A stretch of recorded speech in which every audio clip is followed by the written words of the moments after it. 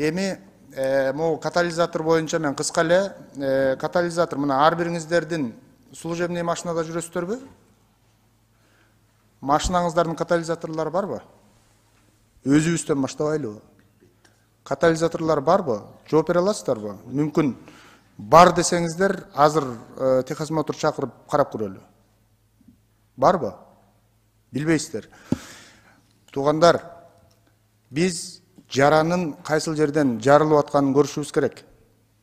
Биз жөнөкөй жаран катары эл аралап жүргөндө, мынакей, биз азыр могул жерде олтурган чакырылгандардын арасында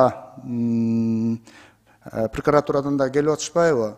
Сиздер да бир көзөмөлгө алсаңыздар, мына БШК деген бар. Борбордук шайлоо комиссиясы. Ошонун алдына бир агенттиңерди жибересиңерби, же кызматкериңерди жибересиңерби, барып карасаңар, ошол жерде шуңшуңдап эки жигит жүрөт.